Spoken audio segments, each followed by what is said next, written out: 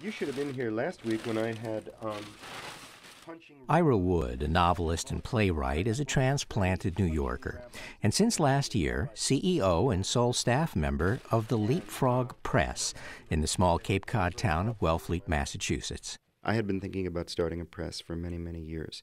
And the way things go in my family, it's generally my wife says, well, stop thinking about it. Do it. He did. Woody, as his friends call him, set up shop in the old Mooney furnace repair and grain storage building near the village center and got to work. Hi, Leapfrog. Yeah, I'm really Most of the manuscripts he received weren't worth a second reading, but one proposal from a young man in his mid-30s stood out. I immediately wrote him back and said, sure, send us the first 50 pages because that's what we ask for. We can tell in the first 50 pages whether the person can write and whether we want, frankly, to read the rest of the book or whether anybody else would. Woody read the first 50 pages and eagerly asked for more. Leo at fergusrules.com, as the novel was called, was about a gutsy 14-year-old Italian-American Filipino girl named Leonora, who's been kicked out of schools all over the world. Her parents are fed up with her. They send her to live with her mother's mother in the Philippines.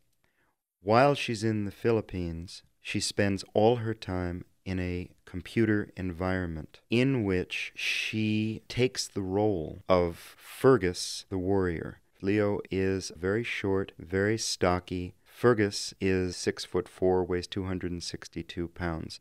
She meets up with Socrates. She meets up with John Lennon. She meets up with Pallas Athena. It just doesn't stop. The author, Arnie Tangerlini, had been raised around the world himself and had always made a point of plunging into every new culture he encountered head first. He'd drawn his character Leonora from students he'd taught for 5 years at Manila's International School. They called themselves third culture kids. They were people who had ancestry that was Waray, that was Filipino, that was Spanish, and who don't consider themselves quote-unquote Filipino, who don't consider themselves any one nationality. Leo at fergusrules.com seemed to have it all, a futuristic coming-of-age story as modern as multiculturalism and as ancient as the search for oneself. Woody rushed to tell Arnie Tangerlini he wanted the book. But Arnie Tangerlini was dead. I was told that he had taken his own life almost exactly 3 weeks before the email that the book was accepted. More than a personal loss, it was a potential business disaster. Without Arnie Tangerlini to give interviews and attend book signings, Leo's own prospects for survival in today's book market were dim. That's when the emails started trickling in. Emails from all over the world. Sometimes his former students, sometimes people who he worked with as a teacher. He was a man who left a great impression, who completely immersed himself in all that he did. People insisted on talking about Arnie. And it was through that I began to understand that really this book might have a life of its own, because the people who loved him would talk about the book, would carry the book on, and that it would outlive him.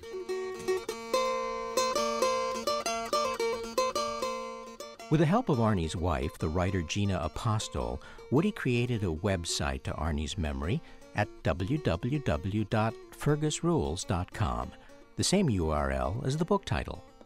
How many people will access either Arnie's story or his character Leonora's is anybody's guess, but as Woody says, the internet is changing everything, including the meaning of the term small press. Every single morning I get up and I turn on the computer, sometimes at 5 a.m. because I can't wait to get to work. And there are people from all over the world who have emailed me. Sometimes I don't know who they are, sometimes we're in an ongoing conversation.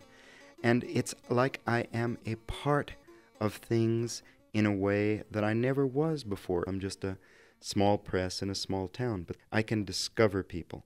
I can discover things that will make other people's lives grow. And that's just one of the most wonderful things about being a publisher.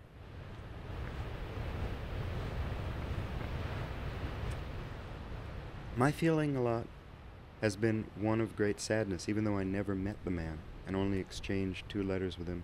Great sadness that if only it had been different, he and I could have had a tremendous amount of fun publishing this book together. It's easy to imagine Arnie would have agreed. No doubt he'd have been tickled to learn that the book he'd written in the warmth of the Philippines had found a home for itself off the wintry coast of Cape Cod. He'd probably also have been amazed to see how much more the world has shrunk in the short time since he left it. How many more refugees, like his character Leonora, keep washing up on each other's shores to start all over again. Most of all, he'd probably be pleased at the moral that Woody, a man who also learned to thrive in a place far from home, draws from leo@fergusrules.com, that what makes you part of a community and the world at large are the relationships you build with each other, one person at a time. Leo has one friend. His name is Bree. At a certain point, Bree disappears, and she must find him, not as Fergus the warrior, but as Leo herself. And that's where she basically encounters her life, her fears, her ancestors, all the things that she is running away from. She realizes what she has to give up and what she has to give other people in return. And at the end of the book, she throws off her virtual reality headgear, and it's a tour de force of self-acceptance. Let me see if I can find that passage. I felt a wind on my face, she said, and tasted the salt of my own tears. I was alive. No virtual wind ever blew like this one. It carried the sounds of gongs and drums. I looked up a side street, and coming my way was a procession of women and girls, hundreds and hundreds dressed in blue and yellow, playing gongs, banging on drums, dancing the wild dance of the full moon and the vernal equinox. Leading them all was a woman in white, waving a huge bright banner. Above the procession a flame tree was in bloom. Bright red petals were falling from the branches like snow in fiery flurries. The ground was covered in petals. The women had petals on their shoulders and in their hair. All my life I had been protected, but I would be no longer. Now that I was out in this mess, I intended to stay. When the procession reached the corner, the bells of St. Andrew's began to ring as if they would never stop, and I stepped from the curb to join the dancers.